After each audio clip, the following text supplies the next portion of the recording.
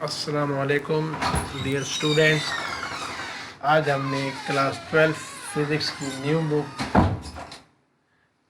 की videos start करनी है। आज पहला लेक्चर है, फर्स्ट चैप्टर है अबाउट द थर्मल फिज़िक्स। आपको पता है कि थर्मल का मतलब होता है एनीथिंग रिलेटेड टू हीट।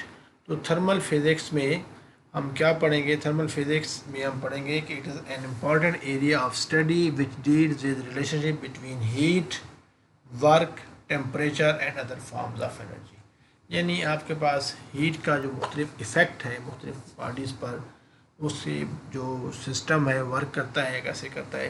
कोई भी जो चीज़ अंदर अंडर कंसंट्रेशन होती है उसको हम सिस्टम कहते हैं। उसके अलावा जो यूनिवर्स की सारी चीज़ें उसकी सराउंडिंग बन जाती हैं। अब सिस्टम जो होती है उसकी मुख्तलिफ किस्में हैं, या थर्मोडायनामिक्स में पहले पढ़ चुके हैं, दोबारा भी ब्रीफली बता देता हूँ कि सिस्टम जो है वो एक एटम पर मुश्तमिल हो सकता है, जिसको हम माइक्रोस्कोपिक सिस्टम कहें। क्या कहेंगे? Microscopic system. या it can be consist of many number of atoms और molecules just like the of the order of the Avogadro number. और आपको पता है Avogadro number is about 6.022 into 10⁻23 atoms और मॉलिक्यूल्स पर मोल्स। ठीक है ना? तो ऐसा सिस्टम जो बहुत से number of molecules, atoms, bodies पर मुश्तमिल हो, उसको हम मैक्रोस्कोपिक सिस्टम कहते हैं। मैक्रोस्कोपिक सिस्टम में न्यूट्रॉन स्टार भी हो सकता है, आपकी बॉडी भी हो सकती है, ऑटोमोबाइल इंजन भी हो सकती है। तो ये सारे के सारे सिस्टम मैक्रोस्कोपिक सिस्टम्स होते हैं। अब इसकी जो थर्मल फिज़िक्स है, इसकी एप्लीकेशंस हैं वो बहुत ज़्यादा हैं लाइफ में। ऑटोमोबाइल इंजन इसी पे बेस करके बनाए जाते हैं, turbines, pumps, air conditioner, refrigerators, और इवन आपकी बॉडी जो है ये भी एक थर्मोडायनेमिक सिस्टम है। ठीक है ना? तो इसकी बहुत ज़्यादा एप्लीकेशन है, तो इसको हम बार बार पढ़ेंगे। पहला जो टॉपिक है वो है ब्राउनियन मोशन। आपको पता है कि जो कोई भी फ्लूइड है, जो कोई भी गैस है, उसके मॉलिक्यूल हर वक्त रैंडम मोशन में रहते हैं। वो जो रैंडम मोशन ये है कि आपके पास जब मॉलिक्यूल्स होते हैं, एक साइंटिस्ट था रॉबर्ट ब्राउन। तो रॉबर्ट ब्राउन ने सबसे पहले 1927 में ये ऑब्ज़र्व किया था कि उसने, ये बोटेनिस्ट था, बोटेनिस्ट पता है बॉटनी के जो माहिर लोग होते हैं, तो उसने सबसे ये किया कि जो पोलन के प्लांट्स के पोलन होते हैं उसको सस्पेंड किया था एक फ्लूइड में, और फिर उनको अंडर द ऑब्ज़र्व किया अंडर ए माइक्रोस्कोप। उसको नज़र आया कि वो जो पोलन्स हैं वो रैंडम मोशन मूव कर रहे हैं, रैंडम मोशन इस तरह वजह। तो इसको उसने ब्राउनियन मोशन कहा दिया। ठीक है ना? कि लिक्विड मॉलिक्यूल्स आर ऑलवेज, और fluid molecules always in random motion, and this motion is known as the random motion. अच्छा, अब ये रैंडम मोशन होती क्यों है? इसकी वजह ये है बेटा कि आपके पास जो गैस मॉलिक्यूल्स हैं या लिक्विड के मॉलिक्यूल्स हैं, they are in random motion, constantly motion है। तो जब तक वो अगले, मतलब ये एक मॉलिक्यूल है, जब तक ये अगले उससे टकराएगा नहीं पार्टिकल से, उस वक्त तक ये स्ट्रेट पाथ में मूव करेगा। जब अगले पार्टिकल से ये टकराएगा तो वहाँ से टकराने के बाद क्या होगा? वहाँ से टकराने के बाद ये दोबारा अपनी जो मोशन डायरेक्शन है वो चेंज करेगा। तो इस तरह ये कांस्टेंट एक रैंडम मोशन में रहते हैं। इसको हम कहते हैं रैंडम मोशन, इसको हम कहते हैं ब्राउनियन मोशन। ठीक है? समझ आ रही बात की?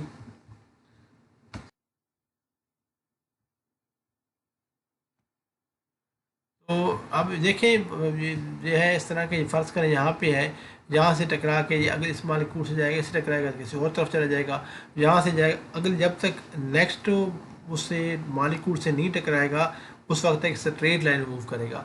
तो बिटवीन टू कोलिजन जो सक्सेसिव कोलिजन जो टाइम होता है उसको हम कहते हैं मीन टाइम, और जो वो पाथ होता है उसको हम कहते हैं मीन फ्री पाथ कहते हैं। ठीक है?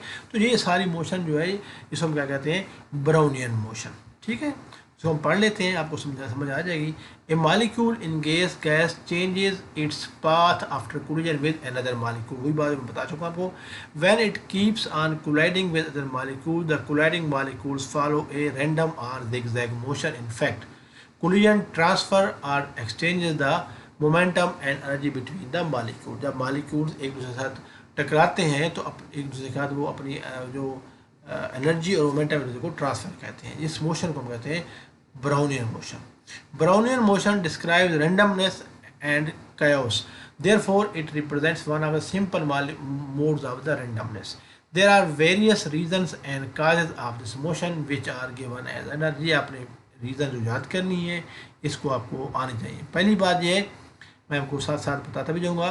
The size of molecule is inversely proportional to the speed of the motion. देखिए किसी ख़ास टेम्परेचर पर जो उसकी किनेटिक एनर्जी होती है वो उसकी मेजर ऑफ द टेम्परेचर होती है, टेम्परेचर मेजर होती है किनेटिक एनर्जी।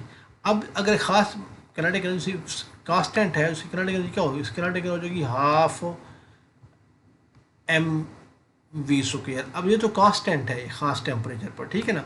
तो अगर ये टेम्परेचर का अगर ये साइज़ है, ये साइज़ अगर ज़्यादा होगा तो ये चीज़ होगी ये v² बड़ा हो जाएगा, क्योंकि साइज़ बड़ा हो गया, मैथ ज़्यादा हो गई तो v² छोटा हो गया, क्योंकि हमने आंसर उतना नहीं रखना है, कांस्टेंट रखना है। तो इस ये लिखा हुआ है कि size of molecules inversely proportional to the speed of the motion.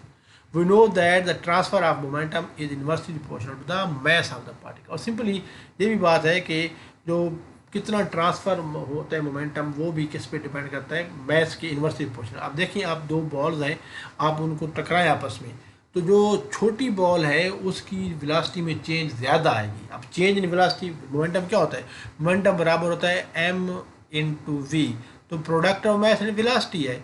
अब जिसका मैस छोटा है उसकी वेलोसिटी ज़्यादा चेंज हुई है, उसका मीन उसका मोमेंटम ज़्यादा चेंज होगा। तो यही लिखा हुआ है कि the transfer of momentum is inversely proportional to the mass of the particle. Lighter particles obtain greater speeds from collision. हाँ जी। सेकंड है the speed of particle is inversely proportional to the viscosity of the fluid. देखें अगर कोई particle viscous है ज़्यादा, उसके molecules आपस में ज़्यादा क्लोजली पैक्ड होंगे, इसका मतलब है उनके दरमियान मॉलिक्यूल अट्रैक्शन फोर्सेस ज़्यादा होगी। जब अट्रैक्टिव फोर्सेस ज़्यादा होंगी तो वो आसानी से मूव नहीं कर सकेंगे, तो उसकी वजह से उसकी पार्टिकल्स की जो स्पीड होगी वो क्या होगी, कम होगी। तो ये लिखा हुआ है कि speed of the particle is inversely proportional to the viscosity of the fluid.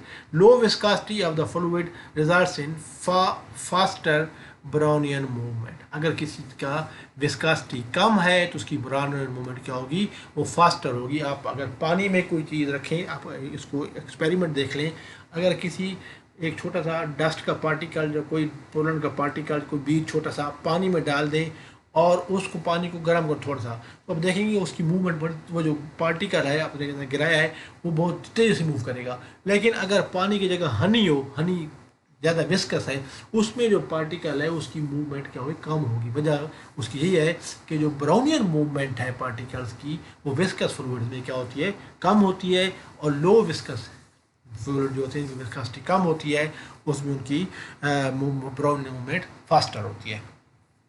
Viscosity describes the magnitude of the internal friction in a fluid. Friction viscosity क्या होती है कि आपके पास फ्लूइड अगर मूव कर रहा है उसकी मुख्तलिफ लेयर्स हैं, उन लेयर्स के दरमियान जो फ्रिक्शन होती है, अपोजिशन टू द फ्लो होती है, उसको कहते हैं विस्कोसिटी कहते हैं। वो लिखा है कि viscosity describe the magnitude of the internal friction in fluid.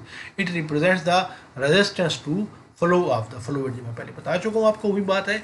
Brownian movement causes the molecules or particles in a fluid to be in constant motion। ये ब्राउनियन मोशन ही है जिसकी वजह से पार्टिकल्स क्या होते हैं वो कांस्टेंट मोशन में रहते हैं, क्योंकि एक पार्टिकल मूव कर रहा है, आगे किसी और पार्टिकल से टकराएगा, वहाँ से टकराएगा किसी रैंडम किसी और तरफ मूव कर लेगा, वहाँ से जब तक अगला कोलिजन नहीं होगा उस वक्त तक क्या होगा, वो एक स्ट्रेट लाइन मूव करेगा। लेकिन जैसे ही अगले पार्टिकल से टकराएगा दोबारा किसी और रैंडम डायरेक्शन मूव करेगा। तो ये मोशन क्या कहलाएगी, ब्राउनियन मोशन।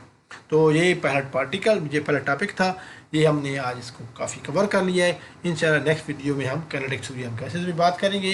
तो stay tune to believe physics. हम रोज़ाना का एक आर्टिकल करेंगे इंशाल्लाह। तो अपना बहुत सा ख्याल रखिएगा। नई वीडियो में बहुत जल्द मुलाकात होगी, तब तक के लिए अल्लाह हाफिज़।